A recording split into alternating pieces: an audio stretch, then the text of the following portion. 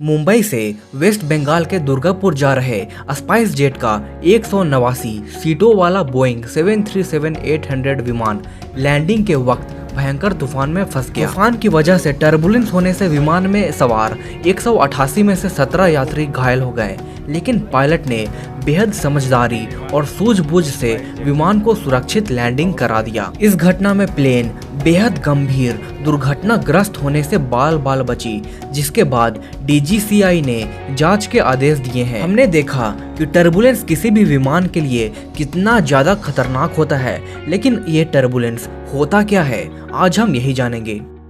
विमान जब उड़ता है तो उसके पंखों के नीचे हाई प्रेशर हवा का बहाव होता है और पंखों के ऊपर लो प्रेशर हवा का बहाव होता है, जिससे अपवर्ड लिफ्ट मिलती है और ये प्लेन ऊपर की ओर उड़ता है। इन सब के अलावा भी कई फैक्टर्स डिपेंड करते हैं जो विमान को हवा में उड़ाते हैं, लेकिन ये एक बेसिक कंसेप्ट है। कभी कभी तूफान और एटमॉस्फेरिक प्रेशर में तेज बदलाव से विमान के ऊपर और नीचे हवा अनियंत्रित रूप से बहने लगता है।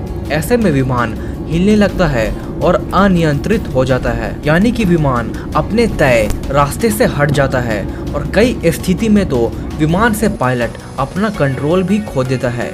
इसी को टर्बुलेंस कहते हैं। कई बार टर्बुलेंस के कारण विमान ऊंचाई से कई 100 फीट नीचे महज कुछ ही सेकेंड में आ जाता है, और अगर टर्बुलेंस खतरनाक हुआ तो ये कई हजार फीट नीचे भी आ सकता है, जिस कारण से उस समय विमान में सवार यात्रियों को ऐसा महसूस हो रहा है कि विमान नीचे गिर रहा है, जिस कारण से उनमें भयंकर भय हो जाता है। अगर अच्छे से समझे तो टर्बुलेंस कई तरह की होती है और कई कारणों के कारण होती है। हम उन्हीं के बारे में अच्छे से जानेंगे। तो सबसे पहले है थंडर स्टॉर्म टर्बुलेंस। खराब मौसम और आंधी तूफान से जुड़ा टर्बुलेंस काफी खतरनाक होता है। इसमें विमान से नियंत्रण खो देने का खतरा हमेशा बना रहता है।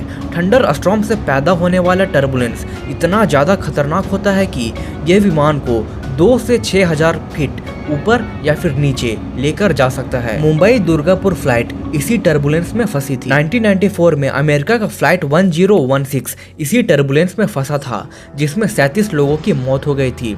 उसके बाद 1999 में अमेरिका का ही फ्लाइट 1420 इसी टर्बुलेंस में फंसा था, जिसमें से 160 में से 11 पैसेंजर्स की मौत हो गई थी। तो अब हम जानेंगे क्लीन एयर टर्बुलेंस यानी कि CAT के बारे में। इसमें विमान जेट स्ट्रीम और धीमी हवाओं के बीच फंस जाता है।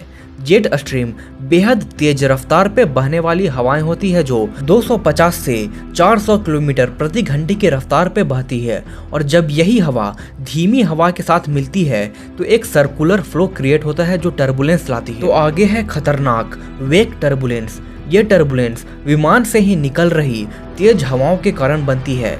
इसमें विमान के पंखों के पीछे तेज रफ्तार से घूम रहे भंवर बनते हैं जो विमान को असंतुलित कर देती है। ये काफी खतरनाक टर्बुलेंस होती है। 2001 में अमेरिकन एयरलाइंस की फ्लाइट 587 इसी टर्बुलेंस का शिकार हो गई थी, जिसमें विमान में सवार सभी 280 लोग टेक ऑफ के कुछ देर बाद ही मारे गए। तो अगला नंबर है माउंटेन टर्बुलेंस। जैसा कि नाम से ही पता चल रहा होगा, ये टर्बुलेंस माउंटेन्स से टकराकर बहने वाली हवाओं के कारण होता है।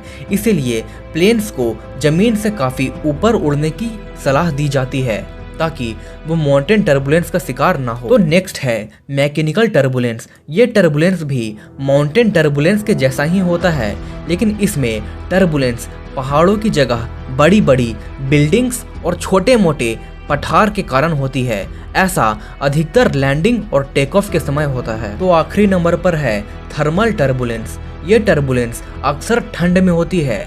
जब ठंड में गर्म हवा और ठंडी हवा आपस में टकराती है तो फ्रिक्शन पैदा होती है जो हवा में रोटेटरी मोशन पैदा करती है। कमर्शियल फ्लाइट्स में ये टर्बुलेंस सबसे ज्यादा कॉमन और सबसे आम होता है। अब प्लेन्स को ऐसा डिजाइन किया जाता है और उनमें काफी आधुनिक टेक्नोलॉजी का इस्तेमाल किया जाता है, जिस कारण से